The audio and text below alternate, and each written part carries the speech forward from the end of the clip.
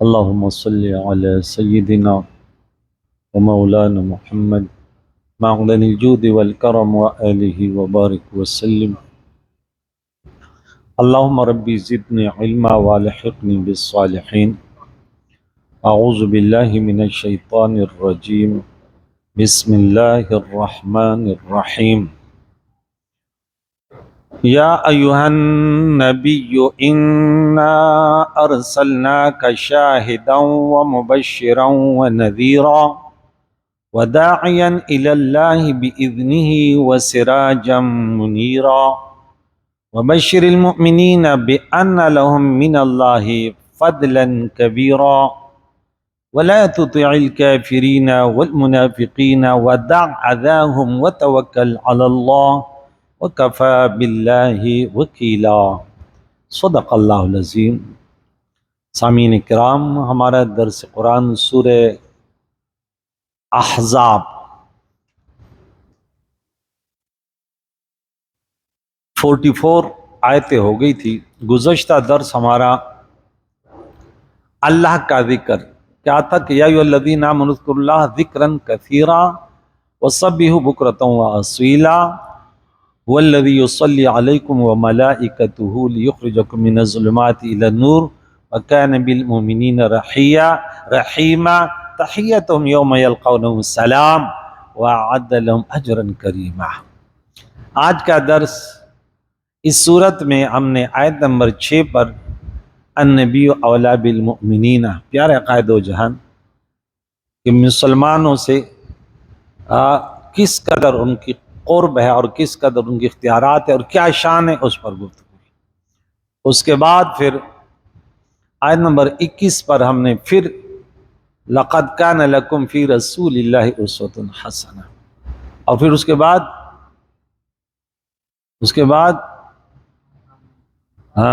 ما کان محمد نبا، آیت نمبر 40 پر اتنا انسان کہ دیکھیں اس سورہ احزاب میں یہ موضوعات آ رہے تھے. تو یہ اب چوتھا موضوع ہے آیت نمبر 45 پہ کہ یا ایھا النبی انا ارسلناک شاہدا ومبشرا ونذیرا، اور اس کے بعد آیت نمبر 56 پر آئے گا ان اللہ وملائکتہ یصلون علی النبی. یہاں دیکھیں اس آیت مقدسہ میں رب کریم نے فرمایا یا ایھا النبی، اے نبی، اے غیب کی خبریں بتانے والے، اے وہ حالات اور علوم لوگوں تک پہنچانے والے کہ وہاں تک مخلوق کی رسائی ممکن نہیں ہے. انا ارسلناک، مع سورہ انبیاء میں بھی ہم نے ارسلنا پڑھا تھا، وما ارسلناک الا رحمت للعالمین، وہاں حصر کا ترجمہ تھا کہ اب صرف کائنات کے لیے، جہانوں کے لیے رحمت بن کر آئے ہیں. سورہ نمبر 21 اور آیت 107 تھی. اور یہاں فرمایا ان ارسلناک، بے شک ہم نے آپ کو بھیجا ہے، مبعوث کیا ہے، شاہدن، گواہ، و مبشرن، خوشخبری دینے والا، و نذیرن، ڈر سنانے والا، و داعین، اور بلانے والا. داعی، دعوت دینے والا، بلانے والا، الی اللہ، اللہ کی طرف، اللہ کی دین کی طرف، بِإِذْنِ، اس کے حکم سے، وَسِرَاجًا مُنِيرًا، اور روشن چراغ. سراج دیوا اور منیرا روشنی دینے والا. تو یہاں پہ 6 اوصاف ہے. کتنے؟ 6. شاہد 1، مبشر 2، نذیر 3، داعین 4، سراج 5، منیرہ 6. اور سورہ توبہ میں آیت نمبر 128 میں 4 پڑھے تھے، 5 بل بعض لوگ 5 کرتے ہیں کہ من انفسکم، لقد جاءکم من رسول من انفسکم. تو انفس سب سے نفیس انسان 1، اور عزیز 2، حریص 3، اور رؤوف 4، اور رحیم 5 اوصاف وہاں پڑھے تھے. وبشر المؤمنین بأن لهم من اللہ فضل کبیرہ، اور مسلمانوں کو خوشخبری سنا کہ اللہ کی طرف سے ان کے لیے بہت بڑا فضل ہے، اور وہ کیا ہے؟ اللہ کا دیدار، اللہ والوں کی ہم نشینی، اور جنت کی غیر متناہی نعمتیں۔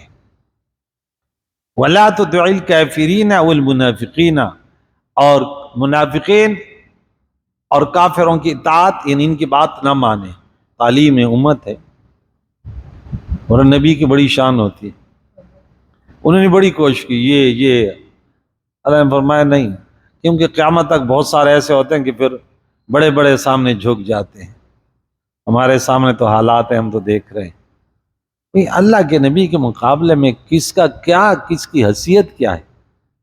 ایک طرف اپنے آپ کو ہم اہل بیت سے محبت کرنے والے کہیں کہ ہم تو اہل بیت سے محبت کرتے ہیں، اور دوسری طرف پھر وہ یزید تو پھر ایسے تھا کہ کلمہ پڑھنے والا تھا۔ آج ہمارے مسلمان ایسے یزیدیوں کے سامنے جھک رہے ہیں جو کلمہ ہی نہیں پڑھتے، جو رسول اللہ کا کھلم دشمن ہے، اور پھر بھی ہم ان کے ساتھ جو ہے نا کانٹیکٹ کرنے کی کوشش کریں۔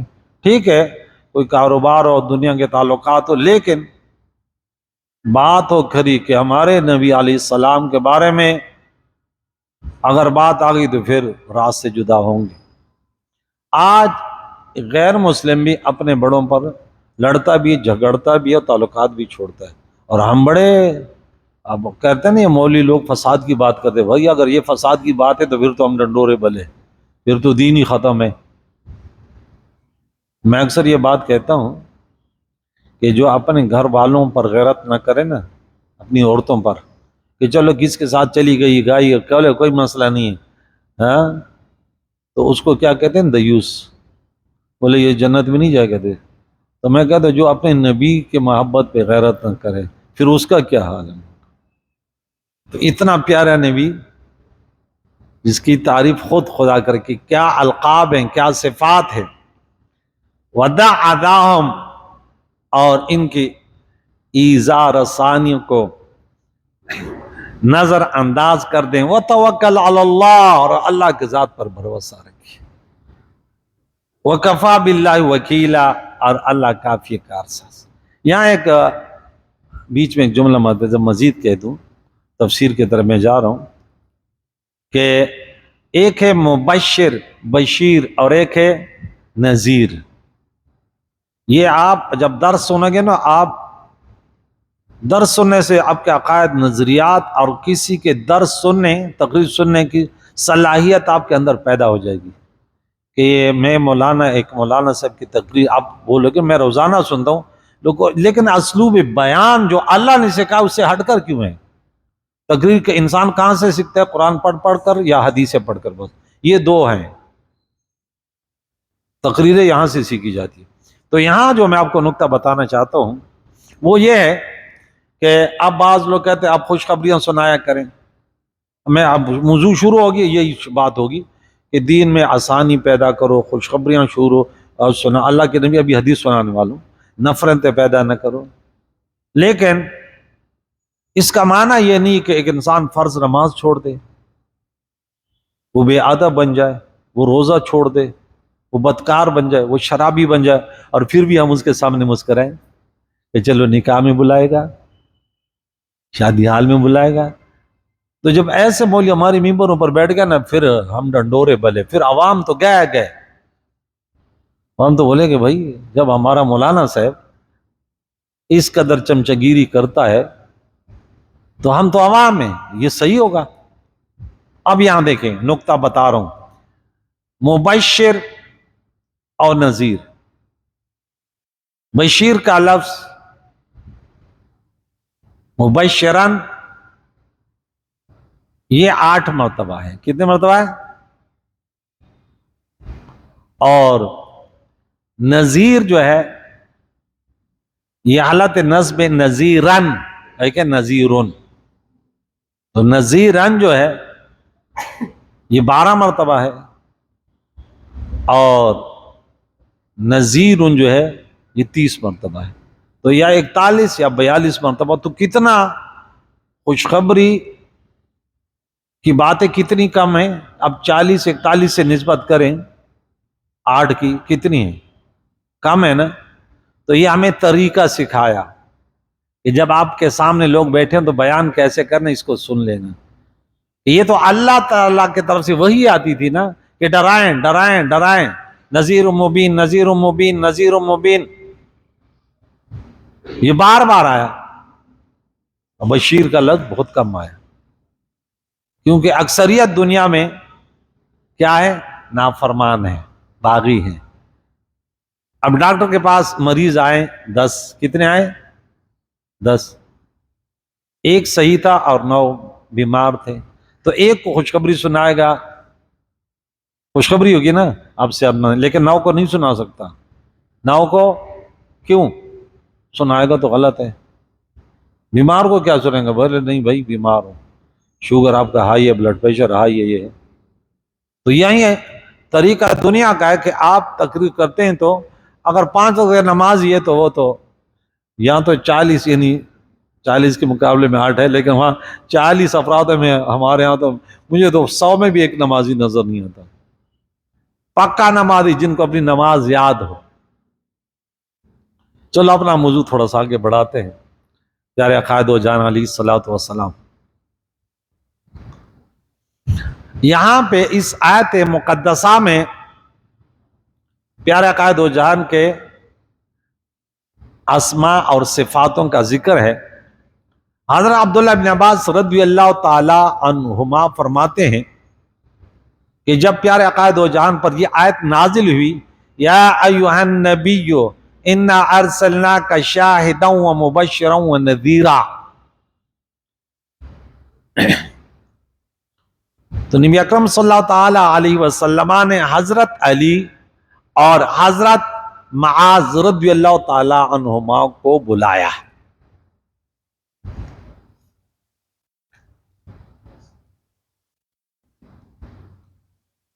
اور ان دونوں کو یمن کے طرف بھیجنے کا حکم فرمایا کہ اللہ تعالیٰ کی وحدانیت کا پیغام پہنچاؤ. آپ نے فرمایا تم دونوں جا کر لوگوں کو بشارت دینا، خوشخبریاں سنانا کہ جو اللہ کی بندگی کرے گا، محمد رسول اللہ کی اطاعت کرے گا، ان کو جنت میں ایسے ایسے نعمتیں ملیں گی. بشارت دینا نمبر 2، اور لوگوں کو متنفر نہ کرنا، اور نمبر 3، اور آسان احکام بیان کرنا. بعض مفتی بن گئے، تھوڑے سے نیک بن گئے، وہ ایسے بیان کرتے نا، آپ بولتے وہ عوام سن کے وہ کہتے ہم تو گئے. بھائی اس قسم کے بیانات آپ مسائل کیوں بیان کر رہے ہیں؟ تقوی الگ ہے. اب ایسے ایسے مسائل بیان کرتے ہیں کہ وہ لوگ سن کے بولے ہمارا تو بیڑا ہی خرک ہے. ایک انسان نماز پڑھ رہا ہے، اس کو بولا ماشاءاللہ ماشاءاللہ. اب نے بولا نہیں، آپ کی نماز قبول نہیں ہے، آپ نے تو پینٹ شرٹ پہنا ہوا ہے، آپ کا تو فلاں فلاں ہے، آپ نے تو فلاں فلاں ہے. وہ غریب کہتے بھائی ہمارا ہے تو بیڑا ہی خرک ہے. بھائی تھوڑا تھوڑا اس کو قریب کرتے، وہ خود بخود دین کے رنگ میں رنگ جائے گا. دین کے رنگ میں بیٹھنے سے لکل مجلس تاثیر، اپنے پہلے دن سے ڈرا دیا. تو نہیں، آسان احکام بیان کرنا. نمبر 4، اور مشکل احکام بیان نہ کرنا، کیونکہ مجھ پر یہ آیت نازل ہوئی ہے، اے نبی ہم نے آپ کو امت کے اوپر شاہد بنا کر بھیجا، اور جنت کی بشارت دینے والا اور جہنم سے ڈرانے والا، اور لا الہ الا اللہ کی شہادت کی دعوت دینے والا، اور قرآن کی روشنی دینے والا چراغ بنا کر. قرآن کی روشنی، کتنا پیارا لفظ ہے، قرآن کی روشنی دینے والا چراغ بنا کر بھیجا. اس لیے آئے نا کہ لوگوں کو قرآن پاک سکھائے. دنیا میں پیارے عقائد و جان یہی مقصد تھا نا کہ انہیں پاک کرے، انہیں قرآن سکھائے، ان کے قرآن کی تلاوت کریں. ربنا وبعث فیہم رسولا منہم یتلو علیہم آیاتک ویعلمهم الکتاب والحکمہ. عطا بن یسار رضی اللہ بیان کرتے ہیں کہ میرے طرف حضرت عبداللہ بن عمر بن عاص رضی اللہ تعالیٰ سے اب میری ان سے ملاقات ہوئی تو میں نے کہا مجھے بتائیے کہ تورات میں رسول اللہ صلی اللہ علیہ وسلم کی صفات ہیں؟ انہوں نے کہا تورات میں پیارے آقا دو جان کے بعض وہ صفات ہیں جن کا قرآن میں ذکر ہے، تورات میں یہ کلمات تھے کیا؟ یا ایھا النبی انا ارسلناک شاہدا ومبشرا ونذیرا، اور اس کے علاوہ اور آپ کو امیین کے طرف یعنی عرب کے سرزمین پر بھیجا، آپ میرے بندے اور رسول ہیں، عبدو و رسولو، میں نے آپ کا نام متوکل رکھا، اللہ کے ذات پر بھروسہ کرنے والے، یہ تورات میں تھا۔ آپ بد مزاج اور سخت طبیعت نہیں ہیں، جو سورہ آل عمران آیت نمبر 159 میں ہم پڑھ چکے ہیں کہ فَبِمَا رَحْمَةٍ مِّنَ اللَّهِ لِنْتَ لَهُمْ وَلَوْ كُنْتَ فَظًّا غَلِيظَ الْقَلْبِ لَانفَضُّوا مِنْ حَوْلِكَ، یہ محبوب اللہ کے کرم کی وجہ سے اب بڑے نرم مزاج، تندخوز، سخت مزاج نہ تھے، ورنہ سب لوگ بھاگ جاتے، جب بھی کسی کو دیکھا تو مسکراتے ہوئے، تبسم کے حالات۔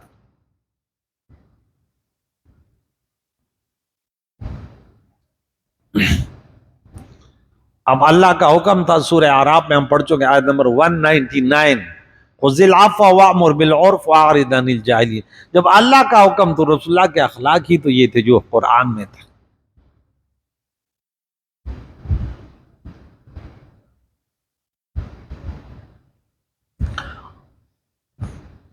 اور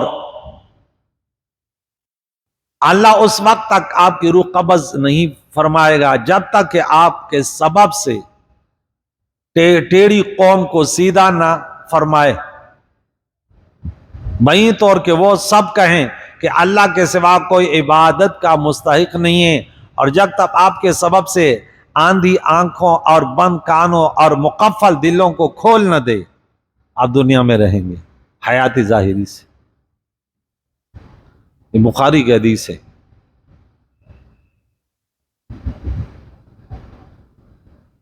علامہ قرطبی نے لکھا کہ اس آیت میں رسول اللہ صلی اللہ علیہ وسلم کے 6 اسماء ہیں: شاہد، مبشر، نذیر، داعی اللہ، سراج و منیر۔ پیارے آقا دو جہان علیہ السلام نے فرمایا، حضرت جبیر بن مطعم رضی اللہ عنہ فرماتے ہیں کہ میرے 5 اسماء ہیں، میں محمد ہوں، اور میں احمد ہوں، اور میں ماحی، ماحی مٹانے والا، شرک کو مٹانے والا، اللہ میرے سبب سے کفر کو، شرک کو مٹائے گا، اور میں حاشر ہوں، میرے قدموں میں لوگ محشور ہوں گے، ان کا حشر ہوگا، اور میں عاقب ہوں، سب نبیوں کے بعد آنے والا ہوں، عاقب۔ یہ بھی بخاری کی حدیث ہے۔ علامہ ابوبکر بن عربی نے احکام القرآن میں 67 نام یہاں رسول اللہ صلی اللہ علیہ وسلم کے لکھے۔ کتنے؟ 67۔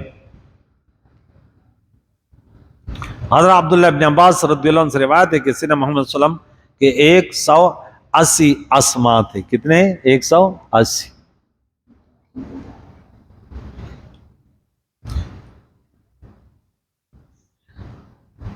دوسرا پوائنٹ کہ آپ شاہد ہیں۔ اب اس کے محمل کیا ہیں؟ اس پیارے آیت مقدسہ میں اللہ نے شاہد فرمایا کہ ہم نے آپ کو شاہد بھیجا۔ یہ حضور علیہ السلام کہ ان اسماء میں سے کہ یہ کسی اور کو یہ لقب، یہ اسماء، یہ نام مقدسہ نہیں ملا۔ شاہد کے معنی گواہی دینے والا، اور عقائد و جان کے شاہد ہونے کے 4 محمل ہیں، ایک ایک باری باری سنو۔ نمبر 1، آپ اپنے امت کے حق میں قیامت کے دن گواہی دیں گے۔ نمبر 2، یہ کہ آپ لا الہ الا اللہ کی گواہی دیں گے کہ اللہ واحد لا شریک ہے۔ نمبر 3، کہ آپ دنیا میں امور آخرت کی گواہی دیں گے کہ آخرت میں کیا کیا ہے، ان کی گواہی۔ نمبر 4، کہ آپ اعمال امت پر شاہد ہیں، جو اپنی امت کے حق میں گواہی دیں گے۔ اس کے بارے میں ہم سورہ بقرہ آیت نمبر 143 میں پڑھ چکے ہیں کہ وَكَذَلِكَ جَعَلْنَاكُمْ أُمَّةً وَسَطًا لِتَكُونُوا شُهَدَاءَ عَلَى النَّاسِ وَيَكُونَ الرَّسُولُ عَلَيْكُمْ شَهِيدًا۔ اسی طرح ہم نے تمہیں بہترین امت، وسطاً افراط و تفریط سے خالی، یہ نہیں کہ درمیانی، نہ اعلیٰ ہے نہ ادنا ہے، اعلیٰ امت لیکن افراط و تفریط سے خالی، کیونکہ دوسری آیتوں میں ہے، سورہ آل عمران میں ہم نے پڑھا تھا کنتم خیر امت اخرجت للناس، بہترین امت وہ رسول اللہ کی امت ہے، اور رسول اللہ علیہ السلام تم پر گواہی دے گا۔ حضرت ابو سعید الخدری رضی اللہ تعالیٰ عنہ فرماتے ہیں قیامت کے دن اللہ کے نبی نے فرمایا ایک نبی آئے گا، ان کے ساتھ صرف ایک فرد ہوگا، بس تبلیغ کی، بڑی محنت کی، لیکن صرف ایک ایمان لایا۔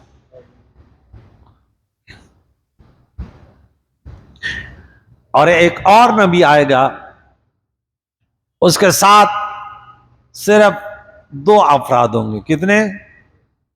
دو افراد ہوں گے۔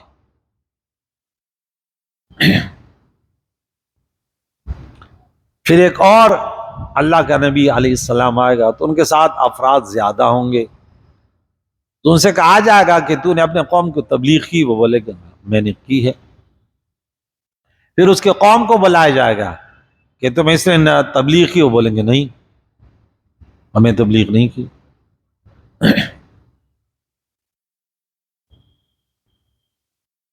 پھر اس نبی سے کہا جائے گا کہ تمہاری گواہی کون دیتا ہے کہ تو نے تبلیغ کی ہے؟ وہ کہیں گے کہ محمد صلی اللہ علیہ وسلم کی امت، انبیاء سابقین کو بھی ہمارے بارے میں پتہ کہ کس قدر امت کیا شان والی امت ہے، امت نے انکار کیا کہ ہمیں تبلیغ ہی نہیں کی۔ اب کوئی انکار کر اس پر گواہ پیش کرنے نا، اس نے بولا محمد صلی اللہ علیہ وسلم خاتم النبیین کی امت گواہی دے گی۔ پھر جب ان سے پوچھا، اس امت کو بلایا جائے گا کیا اس نبی نے اس اپنی امت کو تبلیغ کی؟ بولا ہاں کی ہے، ہم اس کے لیے گواہی دیں گے۔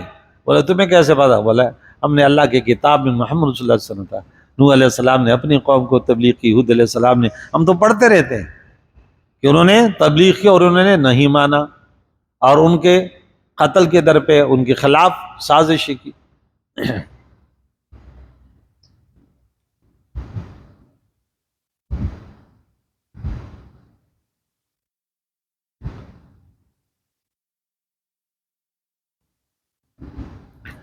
اس آیت اور اس حدیث میں یہ دلیل ہے کہ ہمارے پیارے آقا دو جہان علیہ السلام تمام امتوں کے احوال اور مطلع ہیں، اور آپ اپنی امت کے اعمال کا مشاہدہ فرماتے ہیں، کیونکہ آپ اپنی امت کی گواہی دیں گے، اور گواہی میں اصل یہ ہے کہ مشاہدہ کر کے اور دیکھ کر گواہی دیں۔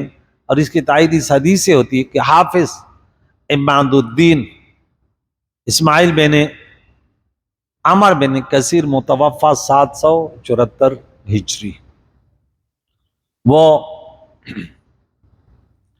البدایہ والنہایہ میں روایت کرتے ہیں عبداللہ بن مسعود رضی اللہ تعالی عنہ سے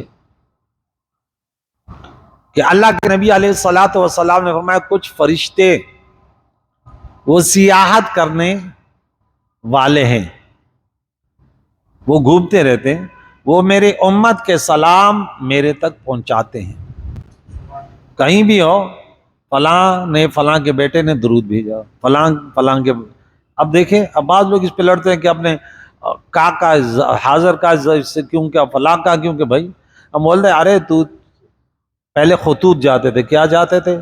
خطوط میں بھی ہم یوں نہیں پڑھتے کہ السلام علیہ، یوں نہیں لکھتے تھے کہ اس پر سلام ہو، بلکہ کیا پڑھ لکھتے تھے؟ السلام علیکم۔ اور یہ حاضر کا صیغہ ہے۔ پتہ نہیں عقل سے کام کیوں نہیں لیتے، کیا فکر ہے ان کے اندر کہ بھائی وہ تیرے سامنے تھوڑی ہے، لیکن تیرا سلام پہنچے گا، اس لیے تو لکھ رہا ہے السلام علیکم، السلام علیکہ۔ اس میں بہت سارے دلائل، اس وقت یہ موضوع نہیں ہے۔ میں نے بولا یار تم کبھی کھیتی باڑی والے کے پاس جاتے تو یہ مسئلہ ہی حل ہو جاتا. اس میں بلاغت میں بھی یہ بات کی ہے کہ بھائی بعض اوقات جو انسان جس سے محبت کرتے ہیں نا وہ کبھی بھی اس کو غائب نہیں سمجھتا، وہ ہر وقت، بلاغت کا باقاعدہ حصہ ہے، وہ کہتے ہیں وہ دیکھیں وہ ہر وقت اس کو اپنے مجنون کے اشعار ہم پڑھتے ہیں، جنگل بیابان میں تھا، درندوں میں بیٹھا ہوا تھا، پھر بھی جب شعر پڑھتا تھا، ایک شعر آپ کو سنا دوں، لقد نبتت فی قلبی من کی مودۃ کما نبتت فی الراحتین اصحاب.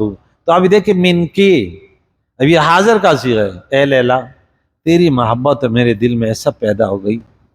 اب وہاں اب لیلا کہاں ہے وہاں، لیکن اب وہ سامنے وہ یہ نہیں ہوا تھا کہ لقد نبتت فی قلبی منہا، اس کی نہیں، تیری محبت پیدا ہو گئی.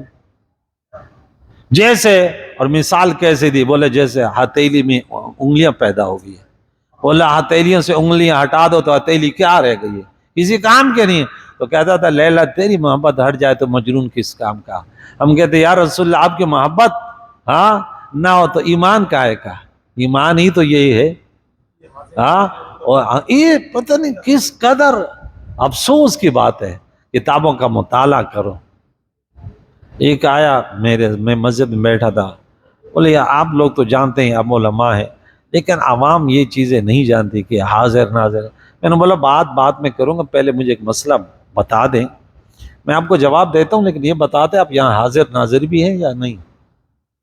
ایسے نو میں بات کروں تو کسی اور جگہ ہو. بولا نہیں حاضر ناظر ہوں میں. تو میں نے بولا تو نے تو بات ختم کر دی، تو اپنے آپ کو بھی حاضر ناظر. بولا نہیں ایسے نہیں ہے. تو میں نے بولا کیسے؟ لفظ حاضر ناظر پہ مسئلہ چل رہا تھا. اب کون ہے جو کہتے اللہ کی طرح؟ بھائی ہر انسان کے اپنے ایک طاقت ہوتی، اس کے مطابق نبی کی اپنی شان ہے، آپ کی اپنی وہ کیفیت ہے، وہ ہر کی اپنی اپنی. لیکن اللہ کے برابر کوئی مانے گا کہ یہ خود اس کی صفت یا غیر متناہی ہے یا ازلی ابدی ہے، تب جا کے شرک بنے گا. اور تو نے بس یہ بڑا مسئلہ. دوسرے جو یہ نام تو اللہ تعالیٰ کے اسماء الحسنہ میں حاضر و نادر نہیں ہے، سمیع و بصیر تو ہے نا، لیکن تم ہر ایک کو یہ سمیع بھی ہے بصیر بھی ہے کیوں کہتے ہو؟ یہ اللہ کا، اس پر پھر عوام کے سامنے کیوں گفتگو نہیں کرتے کہ یہ تو نبی کو سمیع و بصیر مانتے ہیں؟ ارے نبی کی بات چھوڑ، ہر انسان کا سمیع و بصیر مانتے، یہ سنتا بھی ہے.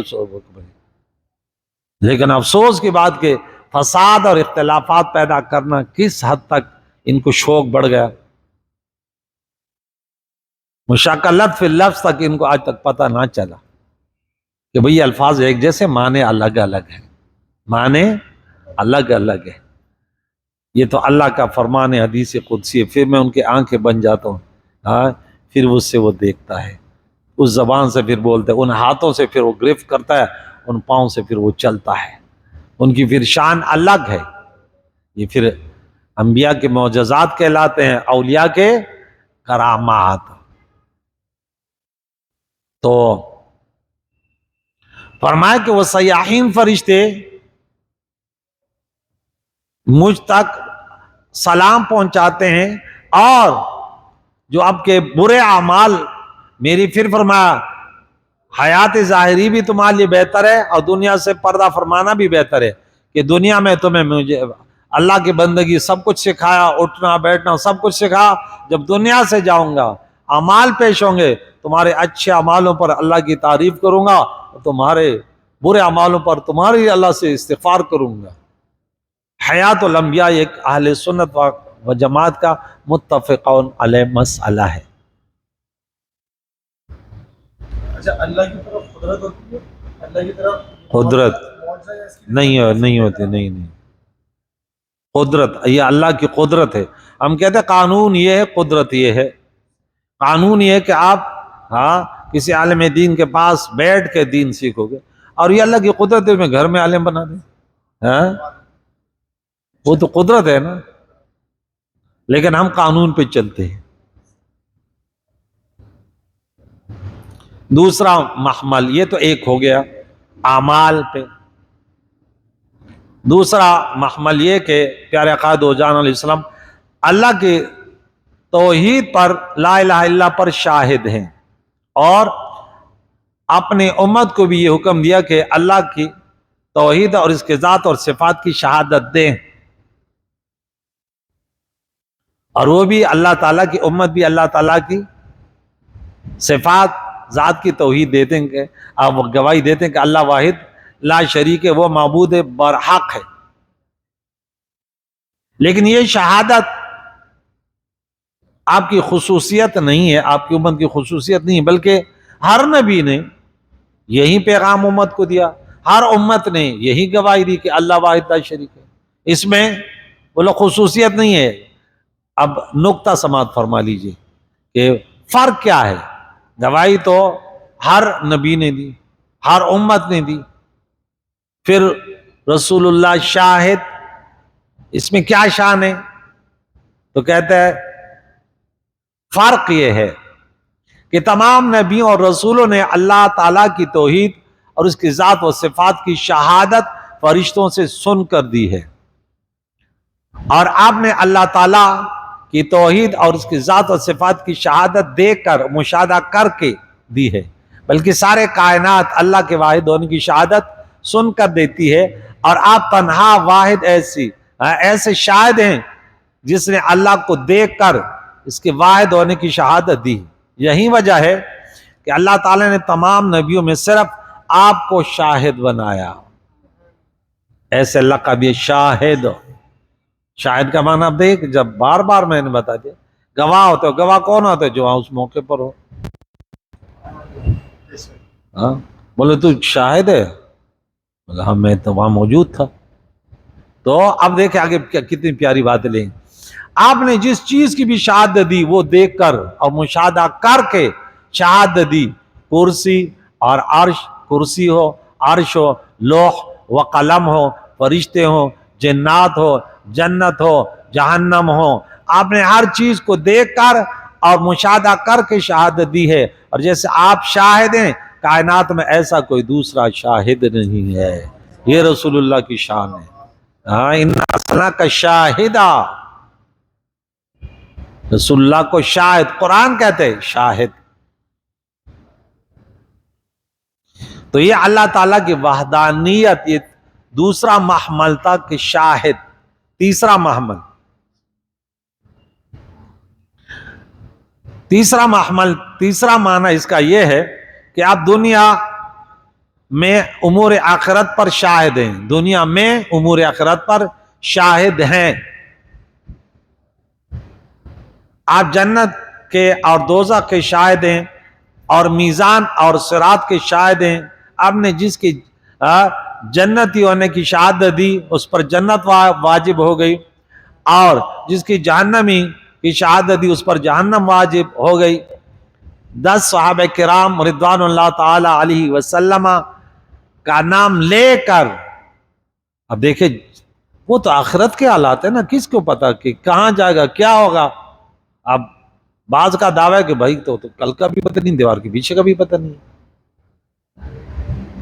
اب یہاں دیکھیں عبد الرحمن بن عوف رضی اللہ بیان کرتے ہیں کہ پیارے عقائد و جان نے فرمایا، کیا فرمایا؟ انبیاء کے بعد سب سے بڑا مقام ابو بکر جنت میں ہیں، دنیا میں چل پھر رہے ہیں، اور جنت میں رسول اللہ دیکھ رہے ہیں۔ حضرت بلال رضی اللہ عنہ زمین پر چل رہے ہیں، پھر رہے ہیں، اور جب رسول اللہ جنت میں گئے تو دیکھ رہے، تو آگے آگے غلام جا رہے۔ فرمایا ابو بکر جنت میں۔ اب بعض یہ سن کر ان کی ماں مر جاتی، بھائی کیا تمہاری جنت ہے، تم سے کیا تکلیف ہے؟ اب رسول اللہ، اب چلو صحابی اس کا رسول اللہ سے بھی انگو چڑے، بھائی یہ آپ، ہمارا تو عقیدہ جو رسول اللہ نے فرما دیا یہ اللہ کا حکم ہے، وَمَا آتَاكُمُ الرَّسُولُ فَخُذُوهُ وَمَا نَهَاكُمْ عَنْهُ فَانْتَهُوا۔ یہ آیت تو کم از کم یاد کرو، سورت نمبر اور آیت نمبر یاد کرو، پارہ نمبر یاد ہے کسی کو؟ 28 پارہ، سورت نمبر، سورت حشر ہے، سورت نمبر 59 ہے، اور آیت نمبر 7 ہے۔ یاد کیا کریں، پرانی آیتیں بھی یاد کیا کریں، ذہن میں بیٹھ جاتی ہیں، بار بار بتاتا رہتا ہوں۔ تو جب رسول اللہ علیہ السلام نے ہمیں یہ حکم دیا صدیق اکبر جنت میں، یہی تو ضرورت تھی، قیامت کے تک آنے والے کیا بکواس کریں گے، ان کا منہ بند کرنے کے لیے کہ رسول اللہ وما ينطق عن الهوى، اس کا ترجمہ کیا ہے؟ وہ زبان جس کو سب کو ان کی کنجی کہے، اس کی نافذ حکومت پہ لاکھوں سلام۔ عمر جنت میں، عثمان جنت میں، علی جنت میں، طلحہ جنت میں، زبیر جنت میں، عبد الرحمن بن عوف جنت میں ہے، سعد بن ابی وقاص جنت میں، سعید بن زید جنت میں، اور ابو عبیدہ بن جراح جنت میں، رضوان اللہ تعالی علیہم اجمعین۔ اب خبر کس کی دے رہے؟ آخرت کی خبر دے رہے نا، یہ تو دنیا کی خبر تو نہیں دے رہے۔ شاہد جو ہوا کہتا ہے یہ مختلف کہ شاہد کن کن معنوں میں ہے کہ آخرت کے احوالوں پر بھی شاہد۔ اب وہ کوشش کرتے ہیں، وہ روایت یہاں نقل بھی ہے، کہتے دیکھ لوگ آئیں گے وہ کہیں گے کہ میری امت ہی، ہوں بولیں گے کہ تیری امت نہیں ہے، بولے دیکھ حضور کو پتہ ہی نہیں ہے۔ ارے وہ عقل ہوتی تو اللہ سے نہ لڑائی لیتے، ہاں یہ گھٹائیں انہیں منظور ہے بڑھانا تیرا۔ ارے وہ تو دنیا میں بیٹھ کر بتا دیا کہ ایسے ایسے ہوگا، یہاں سے کیسے بتا دیا؟ وہ تو یہاں سے بتا دیا، اس میں ہزارہ حکمت ہے، اب کیوں نہیں سمجھتے؟ اب دوسری طرف لے جا رہے ہیں، جیسے انسان کا دشمن ہو نا، کہتے موقع مل جائے مجھے، بھائی نبی کی محبت ہو ایمان کے لیے شرط ہے، اور آپ ایسے لگے ہوئے ہیں۔ وہ ایک بڑا شور مچا رہا تھا، انہوں نے بولا اچھا وہاں پتہ نہیں ہے، یہاں پتہ کہ ایسے ہوگا۔ ہاں اب کوئی یہاں بیٹھ کے تمہیں لاہور میں پروگرام ہوگا، ایسے ایسے ہوگا، میں یوں کہوں گا یوں کہوں گا، وہ دوسرا بولے دیکھیں اس کو پتہ ہی نہیں ہے، پتہ ہی نہیں ہے۔ ارے بولے تو یہاں کیسے بیٹھ کے بتا رہا ہے کہ یوں ہوگا یوں ہوگا یوں ہوگا؟ وہاں تو جنتی اور جہنمیوں کو ہر کوئی دیکھے گا، جنتیوں کے چہرے چمک رہے ہیں، یوم تبیض وجوہ وتسود وجوہ، وہاں تو جہنمیوں کے چہرے کالے سیاہ۔ اللہ کے نبی علیہ السلام فرمایا، انہوں نے کہا یا رسول اللہ اب کیسے اتنی امت؟ بولا میرے امتیوں کے تو اعضائے وضو چمک رہے ہوں گے، بولے جیسے تمہارا گھوڑا ہوتا ہے سفید اعضاء والے، بہت سارے گھوڑوں میں تم نہیں سمجھتے، نہیں پہچانتے۔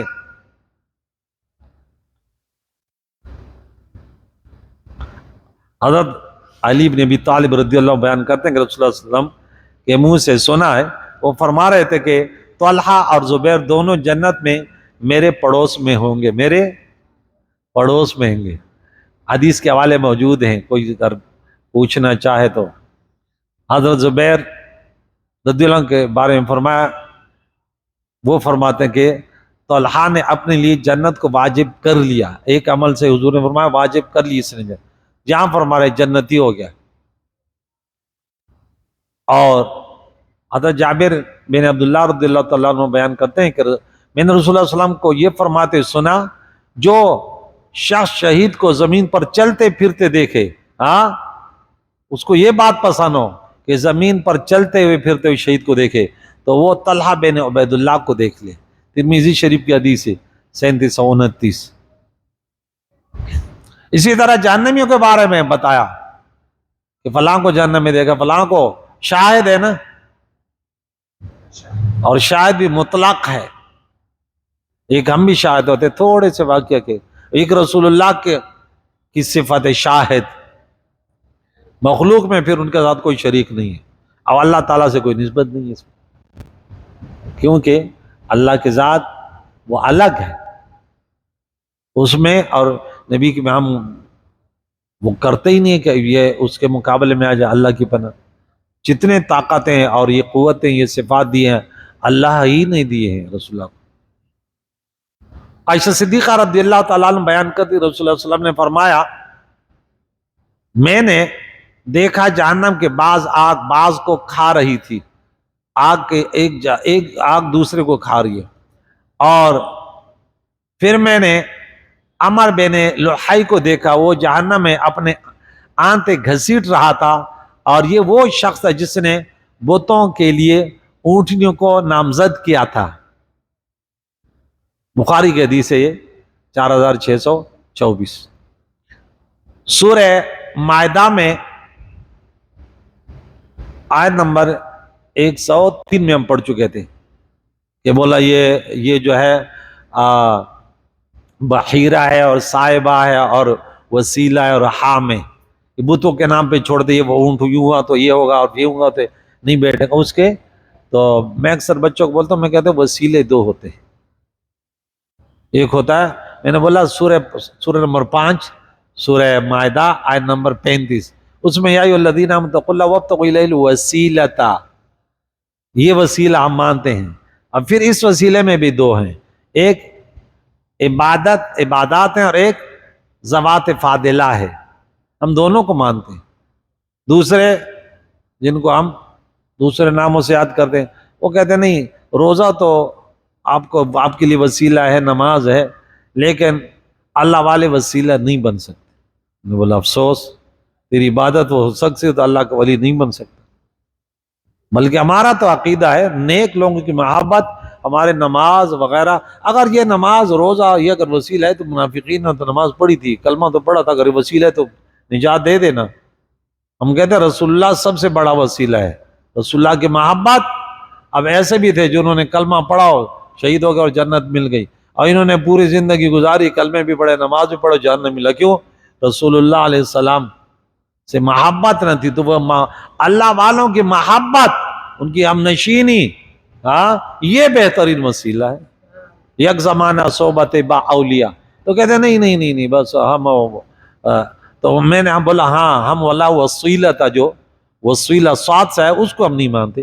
اونٹنی کو چھوڑ دیتے نا، بولا اس پرواہ نے، بولے ہم نہیں اس کو نہیں مانتے، وہ جہاں بھی ہاتھ پہ چڑھ گئی ذبح کر کے کھا لو بس، وہ وسیلہ نہیں مانتے. اور یہ وسیلہ مانتے، سین سے مانتے، صاد سے بولے وسیلہ مانتے، بولو صاد سے سین سے. آیت نمبر 35 بتا رہے ہو سورہ مائدہ کی، یا 103 بتا رہے ہو. یاد کرا کرو، قرآن پاک سے محبت کیا کرو. کوئی بولے کہ ہاں بھئی یہ بھی سنی سے ٹکرایا، قرآن پڑھنے والے ہیں، تو اس کو جہنم میں دیکھا. اسی طرح اور جہنمیوں کو دیکھا. اور پھر وہ واقعہ بھی آیا، ایک عورت کو دیکھا کہ اس نے بلی کو باندھ کے رکھا تھا، اس نے کچھ کھلایا پلایا نہیں تھا، اس کی وجہ سے وہ جہنم میں تڑپ رہی تھی. بلی پر ظلم کیا. آج جمعے کی تقریر میں بھی آپ نے سنا، میرا موضوع تھا ظلم.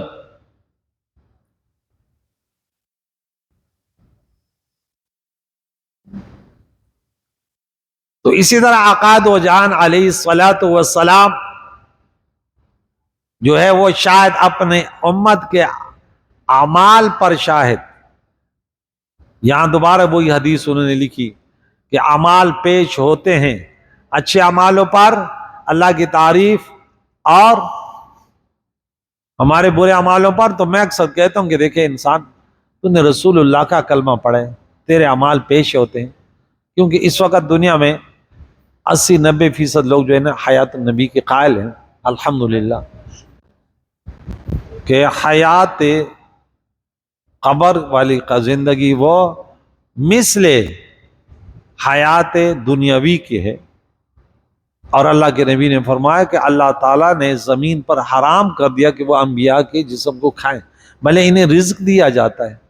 شہداء کا درجہ انبیاء سے کوئی نسبت ہی نہیں، بلکہ ان کے بارے میں کہ یہ زندہ ہیں، ان کے بارے میں مردہ کا گمان بھی نہیں کرو. اور انہیں عند یرزقون کہاں پہ پڑھا تھا؟ سورۃ نمبر 3 اور آیت نمبر 169 میں غالباً پڑھا تھا. لا تحسبن الذین قتلوا فی سبیل اللہ امواتا بل احیاء عند ربہم یرزقون.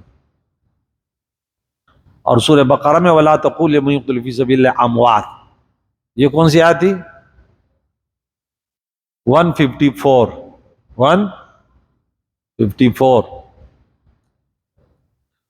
تو آج ہمارا دیکھیں یہ درس کہ یا ایھا النبی، اے نبی علیہ السلام، انا ارسلناک، بے شک ہم نے تجھے بھیجا دنیا میں، شاہدن، گواہ، اور میں نے 4 محمل بتائے، ومبشرن، خوشخبریاں سنانے والے، ونذیرن، ڈر سنانے والے کہ دیکھ یہ جہنم میں لینے والے، یہ جنت میں لینے والے من، وداعین، اور دعوت دینے والے،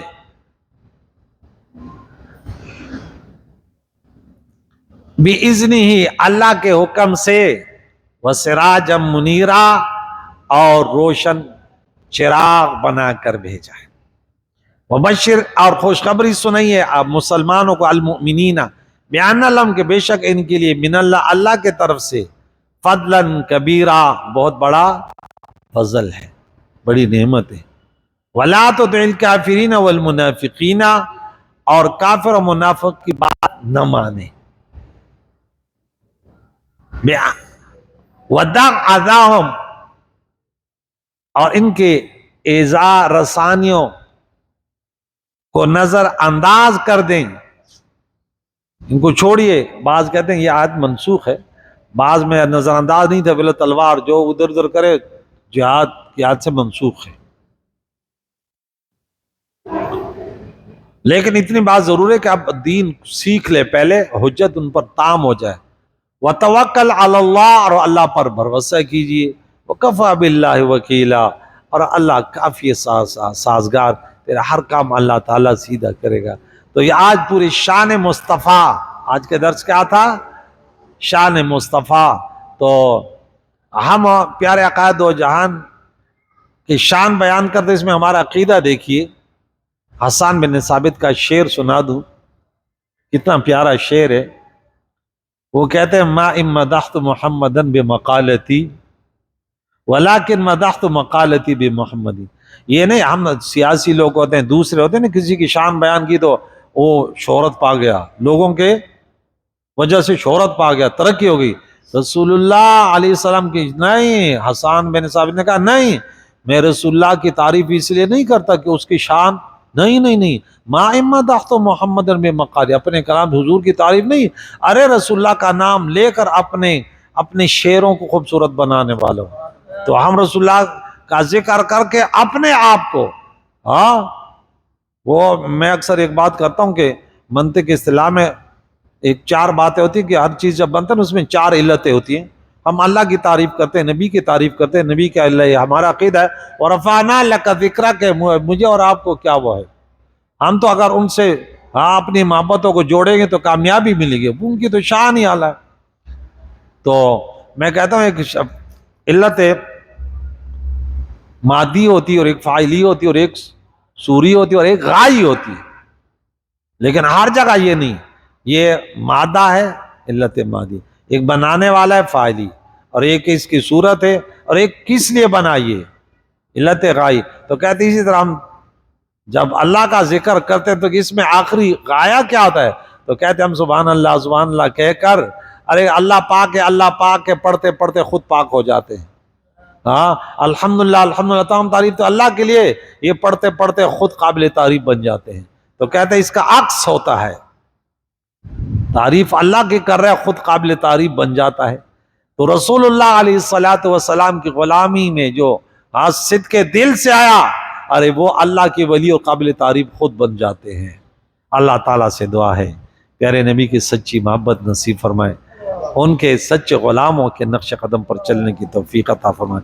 یا اللہ ہمارے جتنے سامعین ہیں یہاں پہ مسجد میں آتے ہیں، ان کے مشکل آسان فرمائے، یا اللہ ان کے بیماروں کو شفا عطا فرمائے، بے روزگاروں کو رزق حلال عطا فرمائے، ان کے سب کے مرحومین کی مغفرت، زندوں کو دین اسلام پر جینے سے پر موت نصیب فرما۔ وصلی اللہ تعالی علی خیر خلقہ محمد وعلی آلہ واصحابہ اجمعین برحمتک۔